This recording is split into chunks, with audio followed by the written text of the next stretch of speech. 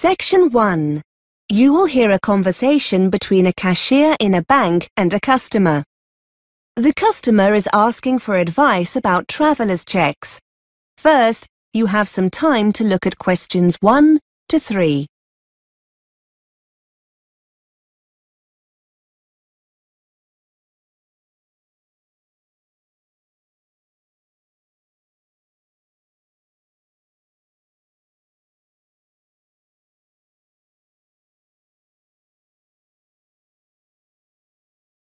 Now we shall begin.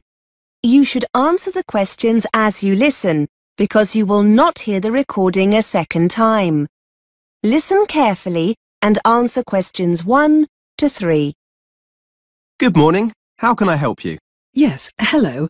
I'm going away on holiday next month and I was wondering if you could give me some advice about traveller's checks. Yes, of course. Where are you off to? Anywhere nice? To France, to Paris for a week. Oh, lovely. So how many checks would you like to order? Well, before I do, are they the best option, traveller's checks? Well, they're certainly safer than taking cash. If they get lost or stolen, they can be replaced, usually within 24 hours. It's a good idea to have a small amount of cash, though, for snacks and taxis, that sort of thing. Yes, that's what I was thinking. What about my credit card? Are there any charges for using it abroad? No, it's debit cards that get charged for ATM withdrawals, not credit cards. And remember, anything you buy with the card might be covered by insurance. So if something you buy turns out to be faulty or... Before you hear more of the conversation, you have some time to look at questions 4 to 10.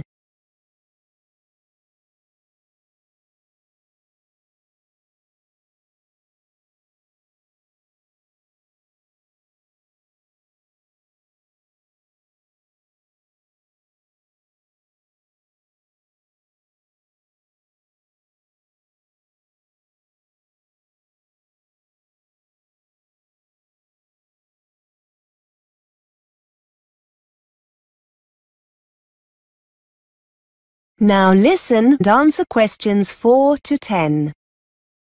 So it's probably a good idea to do all three then. Traveller's checks, credit card, some cash, yes? Yes. So how many traveller's checks would you like? I was thinking about £300. How long will they take to arrive? It depends.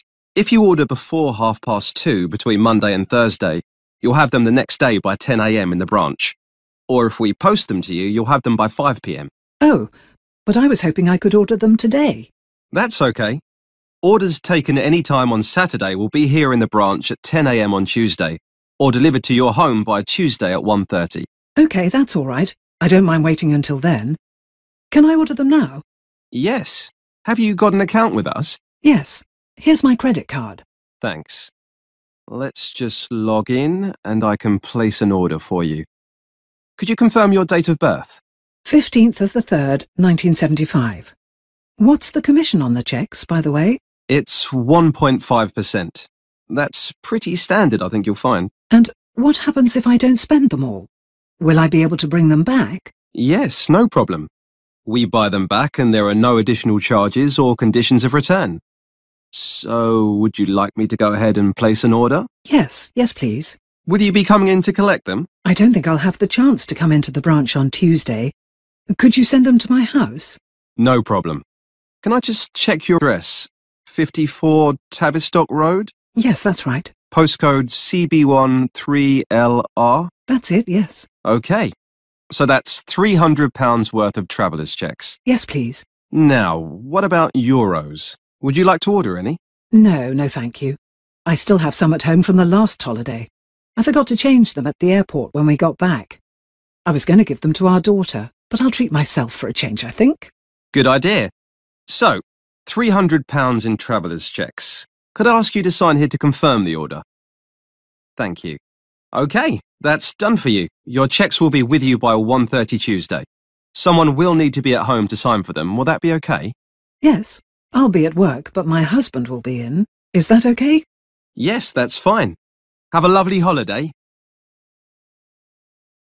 That is the end of Section 1. You now have half a minute to check your answers.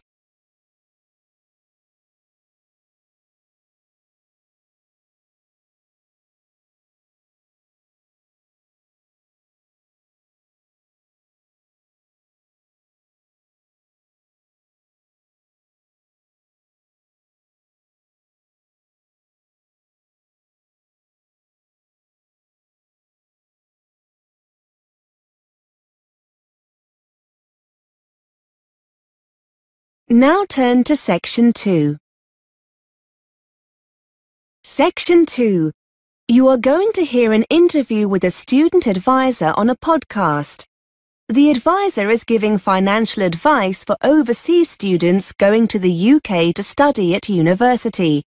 First, you have some time to look at questions 11 to 15.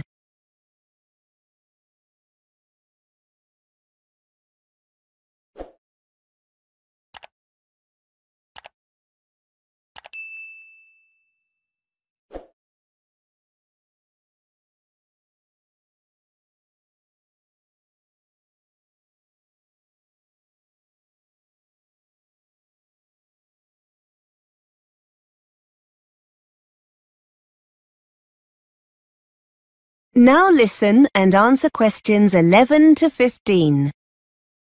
Welcome to our monthly podcast for overseas students planning to study in the UK.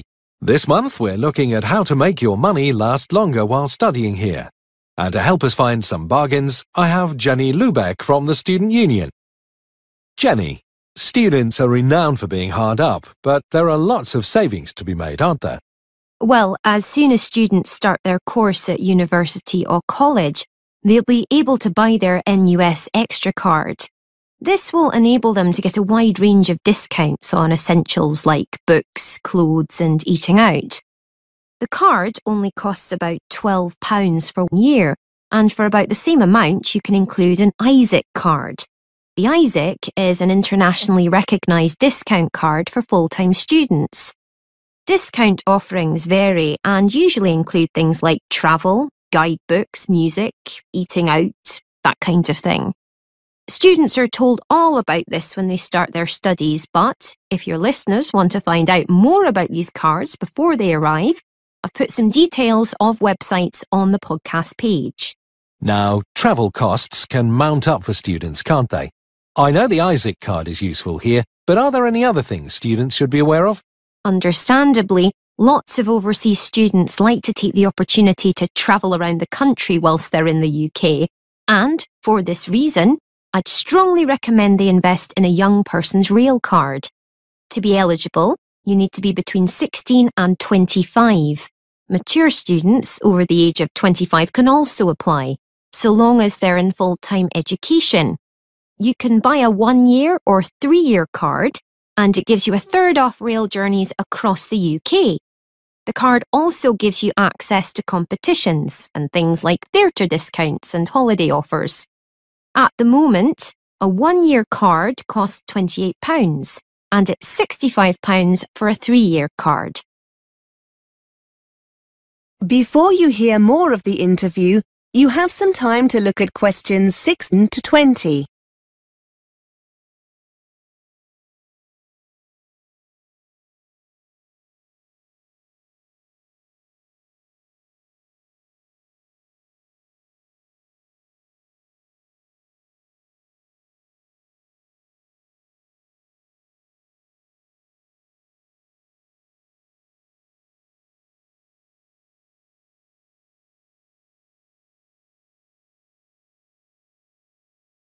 Now listen and answer questions 16 to 20. And what about buses? Well, as well as the rail card, it's also more than likely the local bus operators will offer discounted bus travel with their own travel cards.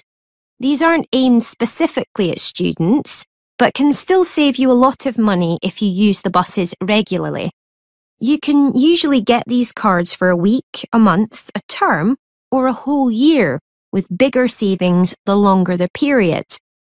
Another advantage of these cards is that, as well as making it cheaper to commute to and from university, you'll also find them very handy free transport whenever you need to do some shopping or visit friends in your area.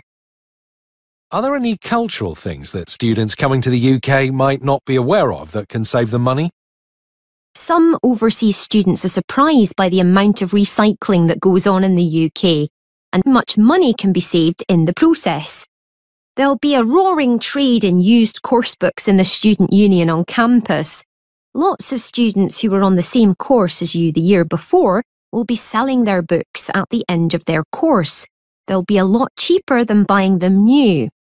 Off campus, you'll find lots of charity shops in your local town centre with a good selection of novels, and you'll often get some really nice clothes, CDs and DVDs that people have donated, and all at very cheap prices. Of course, shopping in this way means you're contributing to a worthwhile cause as well. And check your local paper frequently for car boot sales. Car boot sales are a very British style of market, where private individuals come together to sell home and garden goods. In fact, they're a great way of recycling some of your own unwanted stuff and can help you make some money in the process. Finally, there are websites and mailing lists where local people offer up items they no longer want for free, as long as you agree to collect them. That is the end of section 2. You now have half a minute to check your answers.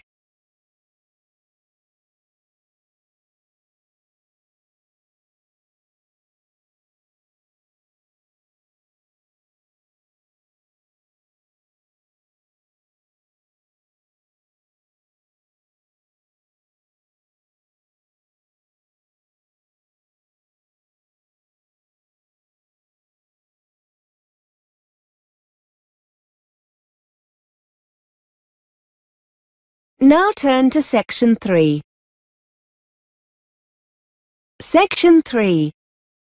You will hear a tutor answering students' questions about using the college intranet. First, you have some time to look at questions 21 to 25.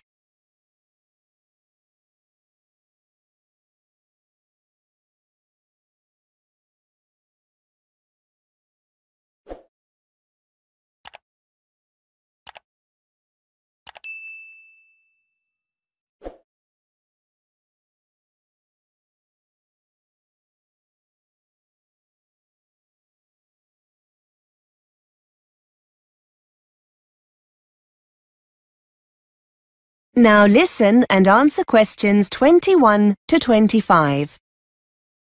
Hi everyone. I know you have lots of questions about the college intranet. My inbox is full of messages. I thought it would be quicker and more useful to come in and talk to you rather than respond to all the messages. I'm happy to answer, or try and answer, any questions you have about how to use it when we'll be making things available online.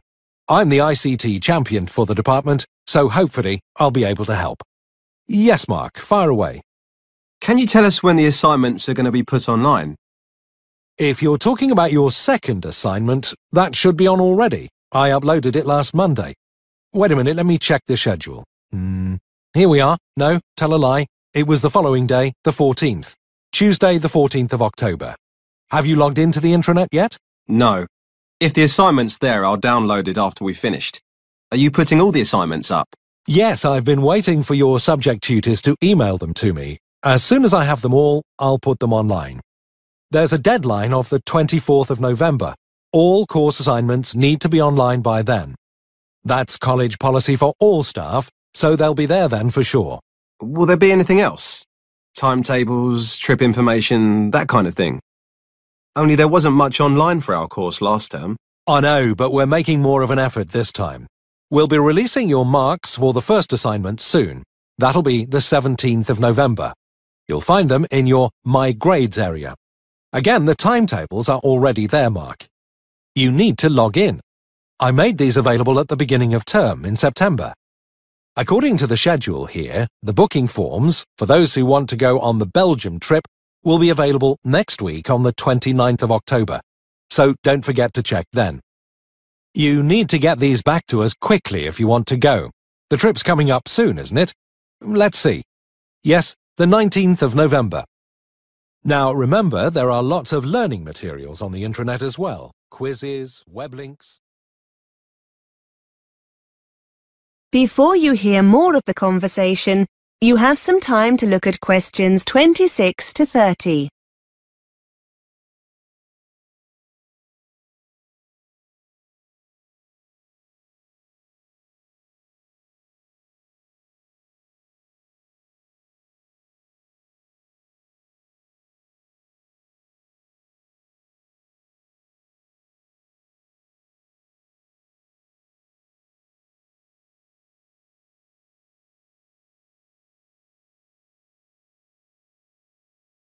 Now listen and answer questions 26 to 30. Sir, wouldn't it be easier if we were just given the documents, so we don't have to go online to get them?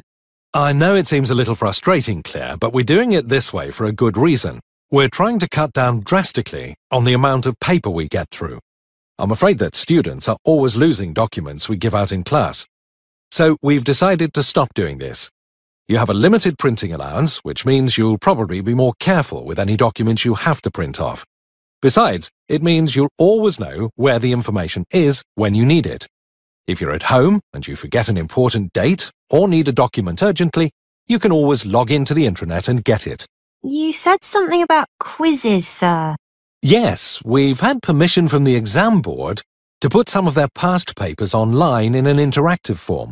That means you'll be able to get answers immediately with some feedback. They'll make a nice change from using the paper copies. Most of them are already online, and I'll be putting the rest on over the next couple of weeks. As I said, they're authentic past papers, so you'll get a really clear idea of your progress. Just to let you know, the technology tracks your scores, so your tutors will be able to tell who's having problems and what areas of the syllabus you might need help with. So it's definitely worth spending some time doing them. That is the end of section 3. You now have half a minute to check your answers.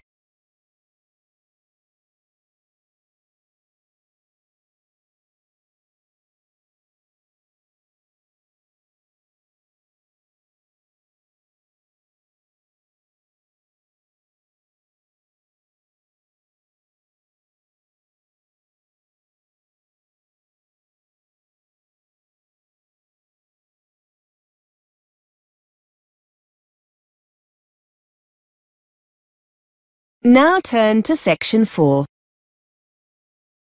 Section 4. You are going to hear a tutor giving a lecture on the subject of obesity. First, you have some time to look at questions 31 to 34.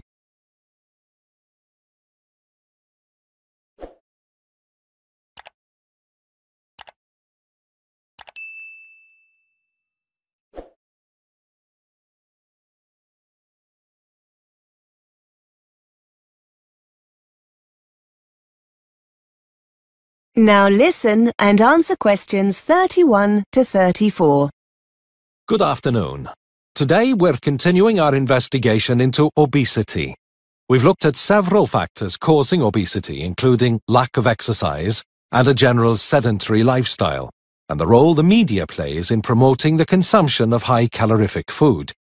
In the coming weeks, we'll go on to examine serious eating disorders, such as anorexia nervosa and bulimia nervosa. The decline in formal eating times within the family and the subsequent increase in the degree of snacking that takes place have had a significant effect on obesity. Today, we're going to turn our attention to an example of this, what has been termed emotional hunger or emotional eating, as opposed to the consumption of food to satisfy physical need. Studies have uncovered how our emotional state can lead to us eating more than we physically need. It was originally believed that negative emotions brought on through depression or anxiety were the main cause of this. But it is now acknowledged that positive emotions can have a similar effect on our eating habits. Not everyone is susceptible to emotional eating, and even those who do suffer have highly individual symptoms. However, there are common themes. It seems that people who are already overweight are more susceptible to emotional eating when suffering negative emotions than those who are underweight. Equally, excessive eating of this kind can happen during or after happy events, when larger meals than normal tend to be eaten. Before you hear more of the lecture, you have some time to look at questions 35 to 40.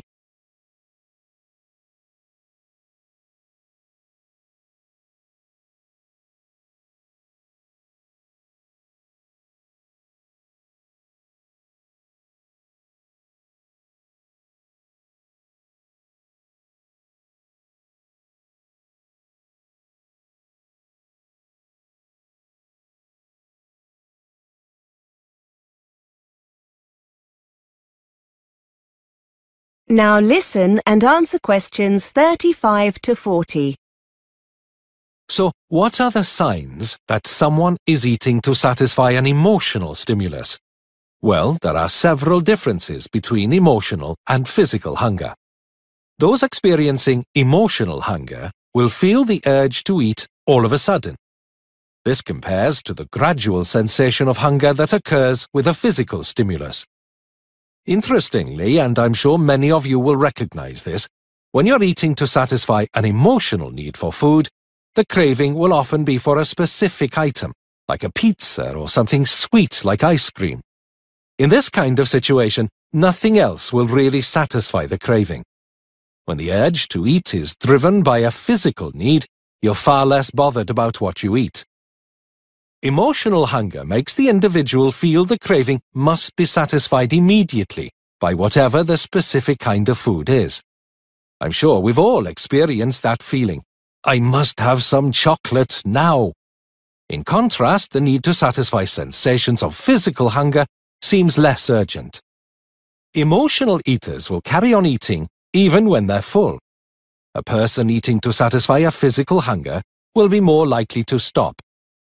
Finally, and probably not surprisingly, feelings of guilt often follow emotional eating, but not when eating normally. This has serious consequences for those working with patients suffering with obesity. One way to deal with this is to educate sufferers into understanding the different symptoms of physical and emotional hunger, and to try to help them identify the pressure points during a typical day when daily stresses occur. Being conscious of one's eating habits is the first step in dealing with the problem. That is the end of section 4. You now have half a minute to check your answers.